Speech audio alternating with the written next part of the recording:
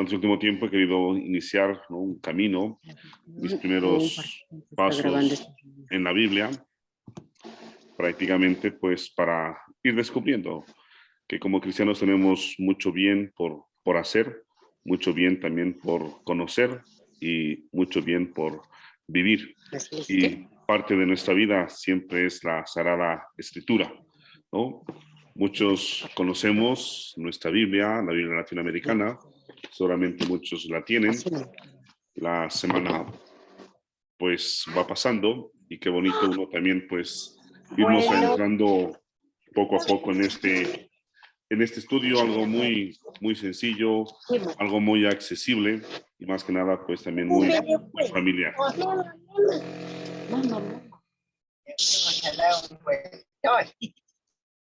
Bueno, ahí creo que ya le cerramos. Bueno, como sabemos, la Biblia es uno de los libros más difundidos y conocidos. Cuando se imprime el primer libro por Gutenberg, el inventor de la imprenta, pues el primer libro en ser impreso ha sido la Biblia, ¿no?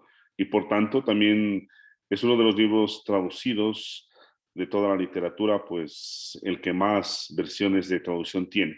Está traducido a casi todos los idiomas, incluso aquí también se ha tratado de que en Ecuador exista la versión en español, la versión en quichua, que sin duda pues también es una forma, ¿no?, de tener ese acceso al texto bíblico.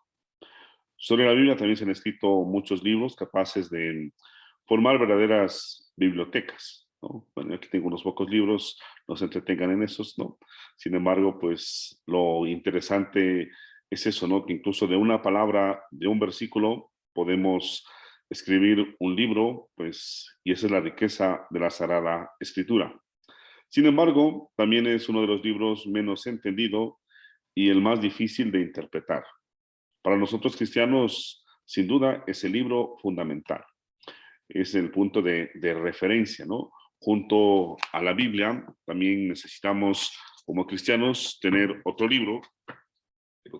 Los tengo por acá, ¿no?, que tal vez muchos conocerán, que también es el Catecismo de la Iglesia Católica. Entonces, muchas cosas de la Biblia están en el Catecismo, ¿no? Pero no solo eso es lo que existe en nuestra vida de fe. También necesitamos otro documento que es este, ¿no?, Código de Derecho Canónico, que serían prácticamente el Código, el Derecho y la Biblia, ¿no? Tres libros fundamentales de todo cristiano, ¿ya? A la luz de estas bases, digamos así, como fundamentos de nuestra vida de fe, es cómo vamos a sostener, ¿no?, o solidificar nuestra vida cristiana, ¿ya? Y por tanto, pues también cada uno de nosotros tener en cuenta no sacará la chapastilla, no calor.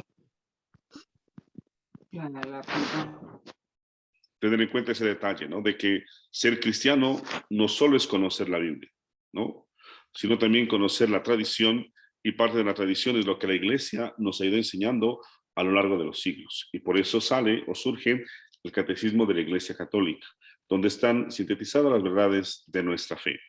No es esto suficiente, necesitamos también nosotros una legislación, es decir, un código común que nos maneje, que nos dirija, y es por eso que sale el Código de Derecho Canónico, el primero en 1917, el segundo, que es esta versión de 1983, ¿no?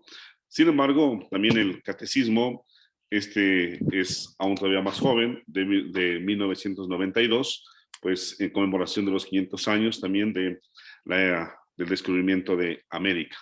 La Biblia, como tal, también tiene su origen, su inicio, con el Concilio de Trento, celebrado en 1545 a 1563. Es decir, pues ahí es cuando se logra ordenar o completar lo que nosotros conocemos como el canon bíblico, comprendido en los 73 libros de la Biblia, 46 del Antiguo Testamento y 27 del Nuevo Testamento, ¿no? Entonces, nuestra vida de fe, sin duda, se centra en estos tres fundamentos, ¿no? De aquí, claro, tenemos más documentos que son lo que el Papa, por ejemplo, nos va enseñando, como son las encíclicas, las exhortaciones, ¿no?, o también los motus propios, que son formas a través de las cuales el Papa nos va enseñando, ¿no? O también nuestros obispos nos van enseñando, y eso es la tradición y el magisterio de la Iglesia. Y por tanto, pues ahí fundamentamos, ¿no? Palabra, tradición y magisterio, como un trípode en el cual se sustenta, se sostiene la fe de todo cristiano, ¿vale? Entonces, eso hay que tenerlo en cuenta, ¿no? Pero como decía, pues uno de los elementos más interesantes o por los cuales debemos empezar a conocer siempre es la Biblia, ¿no? Conocer la Biblia es conocer a Dios, es entrar en su intimidad. Y esto es un detalle maravilloso, ¿no? La Biblia es para el creyente cristiano el libro escrito por Dios en lenguaje humano. Por eso es accesible a cada uno de nosotros. Por eso la necesidad de que haya sido traducido a nuestro idioma, ¿ya? Es su palabra en palabras humanas. Es, podemos llamarlo así, una gran carta que Dios Padre nos ha escrito a nosotros, sus hijos e hijas. Y ese es el mayor regalo que podemos tener. Nos preguntamos entonces ahora, ¿cómo interpretar esta carta? ¿Cómo comprender lo que Dios nos escribe? Pues aquí viene el detalle. Hoy muchos escritos y estudios de expertos nos ayudan a conocer cada vez mejor la Biblia. A pesar de esto, un gran número de creyentes no se benefician aún de estos conocimientos. Para muchos, la Biblia es un libro difícil de comprender. Es un libro gordo, es un libro que mejor es tenerlo ahí para que se empolve, ¿no? O es mejor no acercarse a él. Incluso en su tiempo, pues, hasta fue prohibido que muchas personas lo lean y se reservaba únicamente para los sacerdotes o las religiosas, ¿no? Y pues el demás pueblo de Dios estaba limitado. Pero gracias al movimiento bíblico que desencadena la Dei Verbum del Vaticano II, pues se da esa facilidad o esa accesibilidad a lo que significa hoy el poder tener también en nuestras manos una Sagrada Escritura o una Biblia. Entonces, creo que eso es más importante, ¿no? Ahora, por tanto, como nos dice Dei Verbum, todos los cristianos deben tener amplio acceso a la Sagrada Escritura. Pero claro, hay que diferenciar el texto, diríamos así, que nos conviene, o el texto también que es cristiano, ¿no? Muchas de las veces, también a veces en algunas instituciones se facilita el acceso tal vez al Nuevo Testamento o a la Biblia completa, ¿no? Pero no siempre es la versión para los católicos, ¿no? Y también la hay otra versión como es la versión para los protestantes o incluso una versión común llamada la versión ecuménica que sirve para lado y lado. Pero pues prácticamente eso ya requiere un poco más de conocimiento, un poco más de estudio para uno poder diferenciar y por tanto pues reitero, ¿no? Este tipo de versiones o de textos más se lo utiliza en el campo, digamos así, académico. Para nosotros, como es una lectura sencilla, una accesibilidad, nuestros primeros pasos, por tanto, pues nos resulta más fácil contar con lo nuestro y después ya en su tiempo descubriremos las diferencias con otros no textos que pues también se están circulando en el mundo, ¿no? Es necesario entonces una ayuda que, sin empobrecer el texto sagrado de su valor y significado, permita a todos los creyentes conocer, comprender e interpretar con fidelidad la palabra de Dios. No nos olvidemos de esas tres cositas, ¿no? Conocer, comprender e interpretar, ¿vale? Tres cosas muy, muy importantes con nosotros, ¿no? Y por tanto, se trata de un servicio no fácil, pero sí urgente, ¿no? Sí algo necesario. Y por eso creo que cada uno de ustedes le pidió ese pinchazo ahí a Lynn y dijo, me voy a meter a ver qué locura dice el Padre Santi, ¿no? Bueno, entonces, ¿cómo leer? ¿Cómo comprender? ¿Cómo interpretar? Y más que nada, ¿cómo llevar a la práctica lo que nos enseña la Biblia? La Biblia tiene que ser explicada e interpretada según los tiempos y los lugares en que fue escrita y fue compuesta. Más o menos, haciendo un cálculo, debemos remitirnos al año 1800, que es donde está dentro de la historia de Israel, Abraham y todo este desarrollo, ¿no? Sin embargo, hacemos un salto significativo hacia el año 1000, que es donde vive el rey David, ¿ya? Que se encuentra en el libro de Samuel, ¿no? Como también en el libro de los Reyes, toda la figura del rey David, donde él tiene esa iniciativa de empezar a reunir, ¿no? Lo que en principio se lo transmitía de forma oral.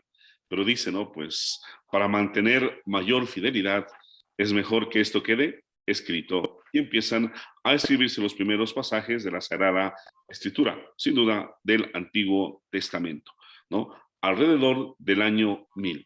Como van pasando el tiempo, entonces también se van incrementando dichos, hechos, y ahí aparece también, ¿no? Lo que es el Pentateuco, los primeros libros, la Alianza, ¿no? Los mandamientos, Moisés, bueno, ¿no? Y toda la historia de los patriarcas, ¿no? Después también hay otra época de los jueces, entonces también hay otro tipo de escritura, ¿no? Después ya viene el tema de los reyes, los profetas, ¿no? Y finalmente, pues también están los llamados libros sapienciales, ¿no? Como están la sabiduría, el eclesiástico, y como no, también, pues, esos libros litúrgicos, podemos llamarlo así, como están los salmos, ¿ya? Entonces, estos libros, más o menos, reitero, pues, se los empieza a escribir alrededor del año 1000 antes de Jesús, ¿ya? Después de Jesús, sin embargo, vienen entonces ya los relatos de lo que son los dichos y hechos de Jesús, ¿ya? Pues se empiezan a recordar, ¿no?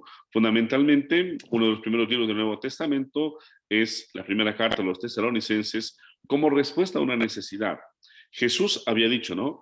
Pues voy a resucitar, me voy, pero volveré pronto. Han pasado más o menos unos 20 años y Jesús no vuelve. Estamos alrededor del año 53, 54 después de Jesús. Entonces, el apóstol Pablo necesita justificar que por qué no ha vuelto Jesús. Y ahí surge esta carta explicando a los tesalonicenses, ¿no? Donde de manera especial, pues, les invitan a seguir en la actividad, a seguir en las buenas labores, a seguir en ese desarrollo, pues, diríamos así, de la buena vivencia cristiana, ¿vale? Después, igual, ya como empiezan a morirse también los apóstoles, que eran los testigos directos de lo que hizo y vivió Jesús, entonces las primeras comunidades empiezan también a guardar las enseñanzas y de igual manera, pues entonces empieza a escribir. Esto pasa con las cartas, como también con los evangelios. Más o menos todo esto dura alrededor, ¿no? O hasta el año 120. Sin embargo, hay unos textos que se encuentran en la Sagrada Escritura y otros que no han logrado ser no colocados en ella. Con el pasar de los tiempos, uno de los criterios, ¿no?, que se tiene en cuenta, ¿no?, para que un libro esté fijado en la Sagrada Escritura es, por ejemplo, ¿no?, el uso litúrgico, es decir, en la asamblea de los cristianos que se lea o que se haya leído estos textos, ¿no? Segundo, que tengan estrecha relación con el mensaje común de lo que Jesús ha venido diciendo y enseñando. Es decir, que no metan contradicciones o confusiones, ¿ya? Entonces, aquí viene el tema de la inspiración, ¿no?, para poder elegir o discernir, ¿ya? El otro también que sean, por ejemplo, o que hayan sido usados por los padres de la iglesia, ¿no? O por los padres llamados así apostólicos, ¿ya? Que son los sucesores de los apóstoles, se llaman padres apostólicos. Aquellos viven en el primer siglo, sin duda, ¿no? Y después están, ¿no?, los otros padres también, pues, o los santos padres, que son los siguientes sucesores. Es decir, por ejemplo, pensemos en Pedro, ¿no?, Lino, Cleto, Clemente, Crisógono, Juan, Pablo, que son los primeros papas, por decirlo así. Entonces también hay, por ejemplo, San Clemente de Alejandría, por decir un caso, ¿no? Y también él tiene unas cartas, ¿no? También tiene el uso, por ejemplo, de los evangelios, ¿verdad? Entonces, eso uno también, ¿no?, la iglesia después va diciendo, ¿no?, esto ha sido de uso común y por tanto es parte de nuestra vida, es parte de nuestra fe. Finalmente surge entonces la necesidad, ¿no?, ya después de las traducciones, lo que se llama, bueno, en el Antiguo Testamento existe la traducción del hebreo al griego, conocida también como la traducción de los 70, ¿ya?, donde se reúnen en Alejandría, pues, que van a hacer esta traducción.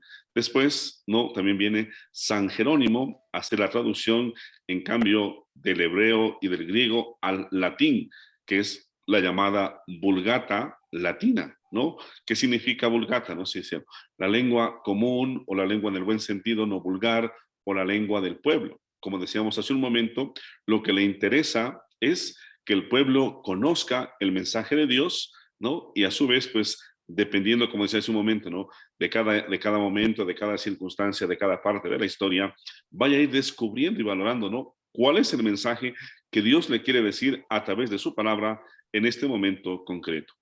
Es así que se avanza, ¿no? Mucho, mucho, mucho, y se llega, ¿no? A definir, como les decía un momento, el canon, es decir, los 73 libros que contiene la Biblia en el Concilio de Trento, ¿ya? Concilio de Trento que sale como respuesta a la reforma protestante de Martín Lutero, ¿ya? Martín Lutero o los protestantes, ¿no? De Alemania en este caso, pues, ¿qué es lo que pasa, no? Para ellos lo que prima es la sola escritura, es decir, únicamente regirse por lo que dice la palabra de Dios.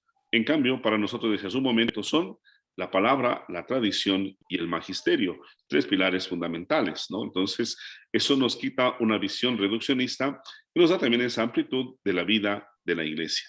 Por eso reitero, ¿no? Conocer un poquito cómo se fue formando el libro, cómo se fue dando este desarrollo histórico, ¿no?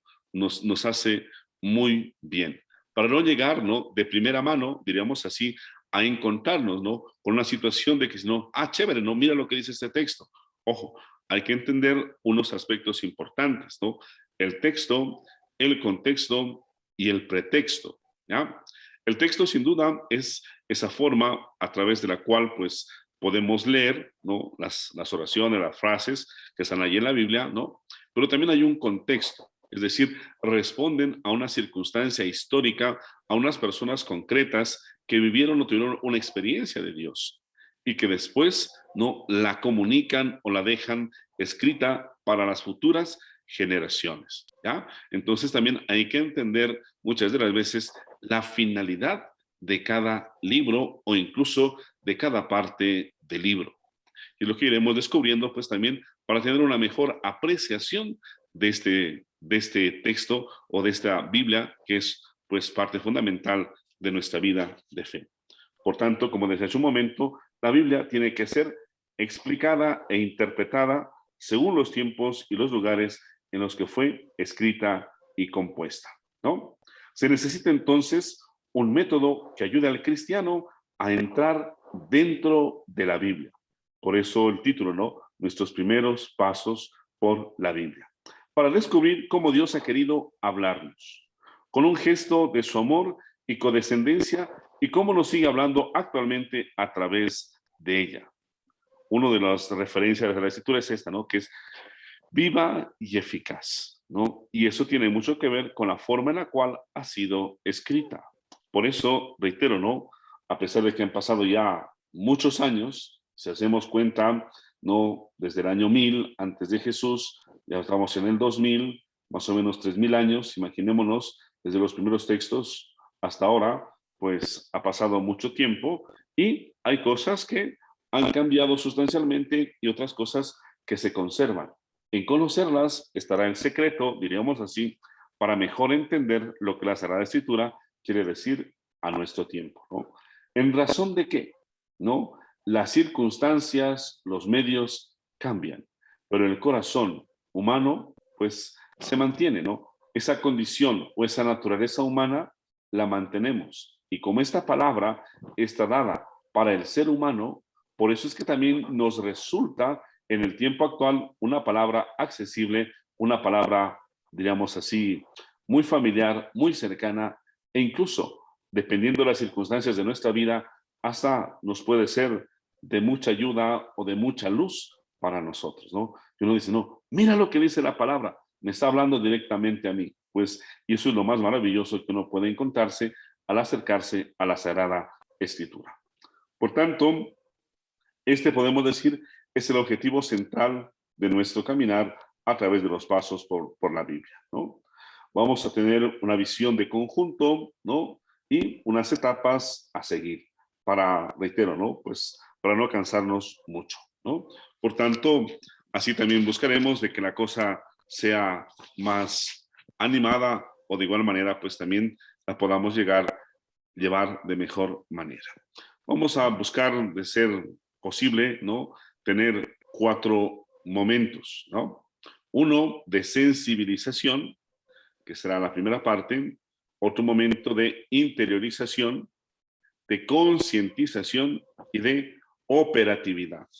Como decíamos, pues el acercarnos, el conocer, el ir haciendo esa palabra también nuestra, el ir tomando también conciencia de esa responsabilidad, porque eso nos facilitará después la práctica, ¿no? Cómo llevar la palabra de Dios a la vida práctica de cada uno de nosotros, ¿ya? En la etapa de la sensibilización, sin duda, será una pequeña introducción, ¿ya?, general a la Biblia y una visión general de su estructura, ¿no? Por ejemplo, ¿no?, cómo están organizados los libros, qué grupos de libros existen, qué es un capítulo, qué es un versículo, para qué sirve, ¿no? No sé, cuál es el libro más largo, cuál es el más corto, cuál es, bueno, ¿no?, o detalles, ¿no?, significativos de cada libro, pues también nos servirán de mucho, ¿ya? Es el momento propio de entrar dentro de la Biblia. Actitud interior que nos ayuda a llegar al diálogo con Dios.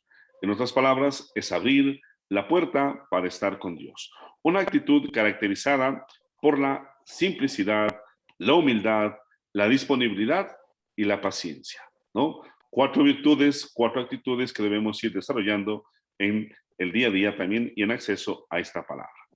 Para entender la palabra de Dios es necesario leerla y, más que leerla, escucharla, ¿ya? Y es ahí donde vamos a aprender entonces a interiorizar de mejor manera esta palabra, para que sea una palabra pues que de verdad también nos toque o penetre en nuestra vida y se convierta, ¿no?, también en ese aliciente para vivir cada día.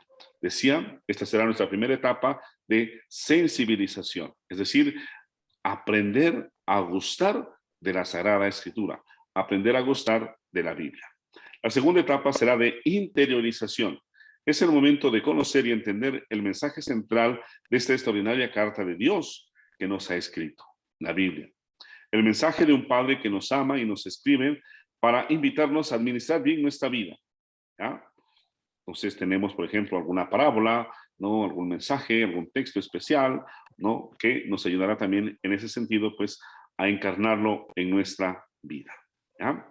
Es descubrir también que el gran protagonista, el centro de este proyecto es Jesucristo, ¿ya? Una visión unitaria del Antiguo y del Nuevo Testamento. 2 testamentos, pero una sola Biblia. Lo uno no se puede entender sin lo otro, ¿no? Y esa es una de las claves de interpretación de la Sagrada Escritura. Si leemos el Antiguo Testamento, pues nos queda ese deseo de conocer más, ¿no?, o de saber qué pasa con esto. Y es el desenlace, pues, que está en los Evangelios o que está en el Nuevo Testamento. Sin embargo, si solo leemos el Nuevo Testamento, es como si no nos quedamos, ¿y esto de dónde viene? ¿O por qué esto? ¿No? ¿O cómo así se llegó a esto?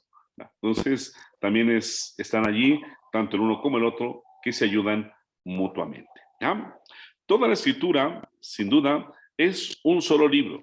Y el alma de este libro es Cristo Jesús. Es el centro, diríamos así, en el cual se fundamenta toda esta Sagrada Escritura, ¿no? Por tanto, esta etapa segunda, ¿no?, de interiorización sirve de paso entre la primera y la tercera. Es un paso obligatorio entre esas 2 etapas, ¿no?, porque presenta el núcleo central del mensaje bíblico. Dado que los binomios Dios y hombre, Éxodo y Pascua de Jesús, salvación y vida eterna, son, ¿no?, los que van a regir toda la unidad de la Biblia, ¿no? Entonces, ahí estamos, ¿no? O sea, Dios que nos crea, Dios que nos invita a estar con Él, le fallamos, nos da al Salvador y se hace ese camino de vida, ¿no?, de regreso a Dios, ¿ya? Entonces, lo importante, sin duda, es ir valorando también nuestra vida de fe, ¿no? Entonces, ese será nuestro segundo momento, diríamos así, pues también de ir aprendiendo, ¿no? Tercer momento ya es la concientización, ¿ya? Teniendo presente los 2 antecedentes, la sensibilización y la interiorización, pues el tercer momento es el corazón de todo el recorrido metodológico del texto. Es el eje, ¿no?, alrededor del cual gira todo el esfuerzo por un fiel conocimiento y recta interpretación de la Biblia. Es decir, es empezar a tener en nuestra cabeza ya criterios a través de los cuales cuando tengamos, ¿no?, la oportunidad de leer un texto bíblico, no vamos a andar divagando, no vamos a andar perdidos, sino al contrario, sino, ya, esto, por decir un ejemplo, ¿no?, responde a esa situación, no sé, que el pueblo estuvo en el destierro, por ejemplo, ¿no? O está el pueblo contento porque volvió nuevamente a sus tierras, ¿ya? O porque abandonó la esclavitud y ahora está contento, canta, salta, goza, ¿no? Entonces, reitero, o sea, ya uno va a tener una conciencia más clara, ¿no?, de por qué ese texto se escribió de esa forma, ¿no? O tal vez, por decirlo así, ¿no?, estos destinatarios tenían tal cosa, entonces los vuelven a tener allí, ¿ya? Entonces, ahí estamos en ese punto, ¿no? Finalmente, la cuarta etapa, que será ya ese, ya digo, ¿no?, con toda esta familiaridad que adquiramos de la Sagrada Escritura, pues ya nos resultará más fácil, ¿no?, en el día a día tener una palabra adecuada, una palabra oportuna, una inspiración en la Sagrada Escritura, para uno poder decir, no, no, esto no me conviene hacer, o esto sí me conviene hacer, ¿no? O conociendo la experiencia de otras personas, por decirlo así, pues, no, ya tengo yo también una oportunidad para evitar caer en algún mal, en algún pecado, en alguna falta, ¿no? Y por tanto, pues, esto contribuiría a ordenar mi propia vida. Y aquí se convertiría entonces ya en ese punto, ¿no?, para utilizar una imagen, ¿no?, como brújula. Es decir, la palabra de Dios empezaría a ser luz para mis pasos, guía para mi vida. Y creo que eso es lo que cada uno de nosotros también aspira a su debido tiempo, pues también ir adquiriendo, ¿no? Por tanto, pues este es el camino que se les ofrece, ¿no?, durante este tiempo de la catequesis, ¿no?, a la luz de la Sagrada Escritura. Ya, es cierto, ya le di, ¿no? No, Bueno, es cierto, me lo guardé y ya ni más. bueno, tenemos unos 5 minutitos. Si alguien tiene alguna pregunta, alguna inquietud, algún breve comentario, pues tiene la palabra.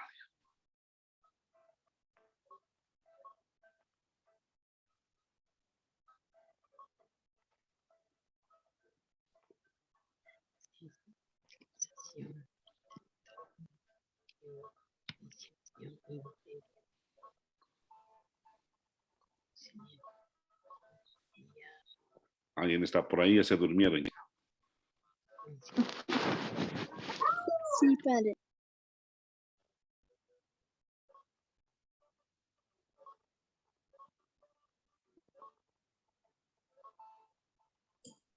¿Algún breve comentario, alguna apreciación? Con gusto.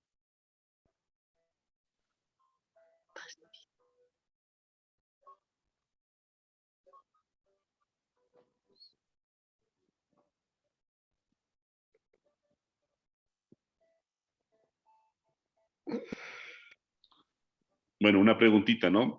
No sé, ¿qué horario les es más accesible? ¿Está bueno este horario? Bueno, hoy, como digo, hoy por miércoles, pero podemos hacerlo otro día, de 8 a 8:40 minutos, no es mucho tiempo. Tranquilamente podemos también aprovechar, ¿no?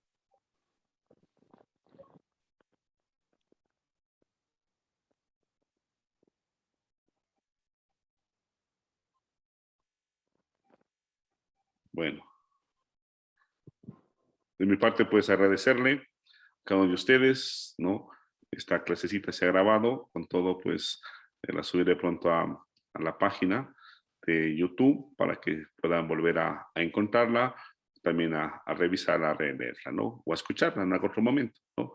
De mi parte, pues les invito a agradecerle al Sagrado Corazón de Jesús para poder también nosotros tener presente este espacio, ¿no?, de crecimiento, de formación. Como les digo, pues por acá Daniel también nos pone un mensaje. Está muy bien, gracias Daniel, ¿no? Y pues también es importante empezar a interactuar, ¿no? Si tienen por ahí alguna nota, alguna cosita, pues pueden hacerlo tranquilamente y de igual manera pues seguiremos aprendiendo, conociendo y optimizando de mejor manera nuestro tiempo. Pongámonos en actitud de oración y encomendemos nuestra vida a la intercesión maternal de nuestra Madre, la Virgen María. Dios te salve María, llena eres de gracia, el Señor es contigo, bendita eres entre todas las mujeres y bendito es el fruto de tu vientre Jesús. Santa María, Madre de Dios, ruega por nosotros pecadores, ahora y en la hora de nuestra muerte. Amén. El Señor les custodie y les guarde, les bendiga abundantemente en esta noche. En nombre del Padre, del Hijo y del Espíritu Santo. Amén. Una linda noche. Hasta pronto. Gracias, Padre. Gracias, Hasta mañana. padre. Hasta mañana, Padrecito, gracias. Chao, chao. Hasta mañana, Padrecito, gracias. Que tenga una